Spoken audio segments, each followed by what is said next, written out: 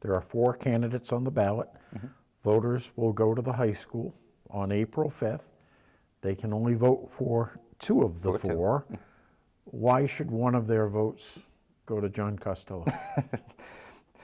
Well, I think as I said, I'm a good listener, so I'm not going. Even if I disagree with you, I'm not going to discount what you say, and I'll always, make sure that we try to incorporate your interests and your concerns into making a decision.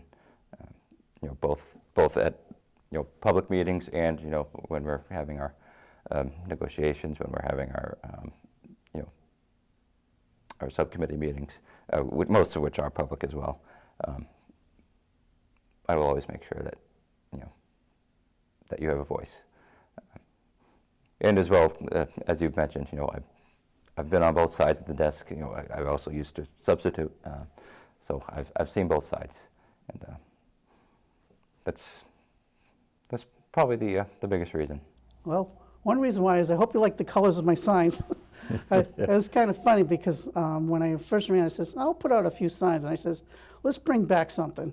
I actually took the original design and the coloring and the pattern, and I said, maybe that'll bring back some memories. And the reason why I think I should hopefully be one of the 2 is I bring back not just myself, but I represent the past, the present, and the future.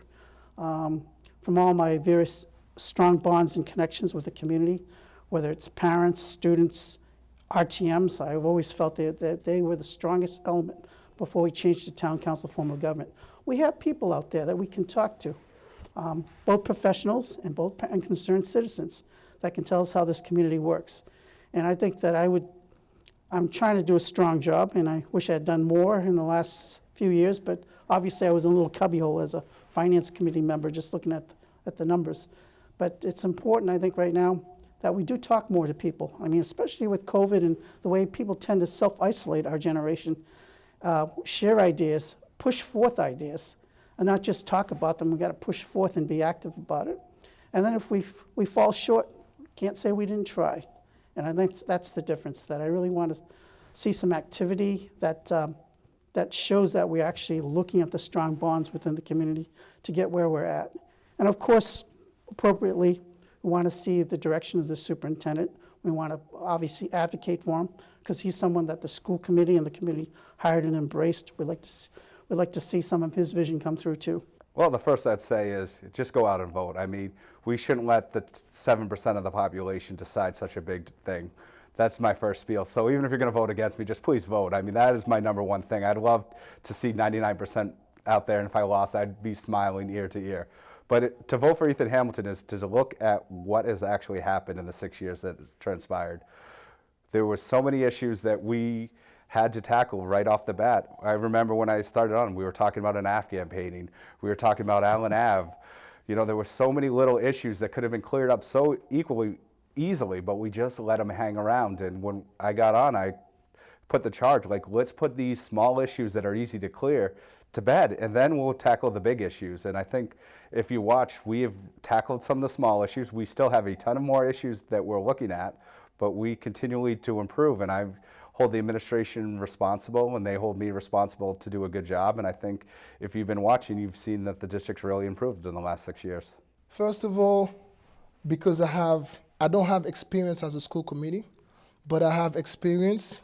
I've been involved in student advocacy for a long time at the higher ed. We've been to Beacon Hill fighting to make sure that we get extra money for secondary schools. So I've been involved for a long time. Personally, I'm the president and founder of Zomadre Inc., which is a 501c3 nonprofit who works in education in building Africa's next leader. So we're helping African students, kids, on their path to education. So education is something big to me. I'm here where I am thanks to education. That's what separates us from the rest of them. So education is big. Why should they vote for me? They should vote for a new voice. We need fresh air. 2 of those people that are running for running back for their seat, been in there. They did all they could do, I'm assuming. And like you said, parents were voicing their disagreement, but nothing was done. So we need action. We can't just be sitting down and then, okay, whatever happens. No, we need to be proactive. And I'm about change, I'm about action. And I'm about diversity, equity, and make sure that the voice of our stakeholder is heard. And like you mentioned, this is my last word, but I would like to take this opportunity to thank the teacher, the North Attleborough Teacher Association, where I had a meeting with them, and what they're doing is wonderful. The paraprofessional, they definitely need a status. The teachers can't do without them, so they go hands in hand. So we need to respect that profession, and we need to give them what they need in order for them to help our kids be successful, because they have the love of teaching, but I don't think that a teacher should come out of his pocket to buy some chalk or anything for his class. No. Or they shouldn't have to struggle to even change their car. They say, you know what, that beat up car is still doing it, but no. As town employees, they should have some system where they could be backed up. If they need a loan, they say, okay, you know what, because you're employed by the city or by the town, okay, you know what, they're like, they could be used as collateral to help them. They need help, they shouldn't be struggling. And we're wondering why they're leaving the profession? No. And if you allow me to say, because I have more than last word, it's unfortunate that this is short. At the school system, as you know, the resource officer has been pulled out from middle school, high school. What is the message that we're sending? That our kids' security, safety is not our concern? I understand that she wasn't gonna go and start shooting left and right, but she was there as a deterrent. So now we move her to go write tickets, quote unquote, to make money to the town. So how about our kids' safety? And I'm sure you heard that a kid brought a fake gun to school.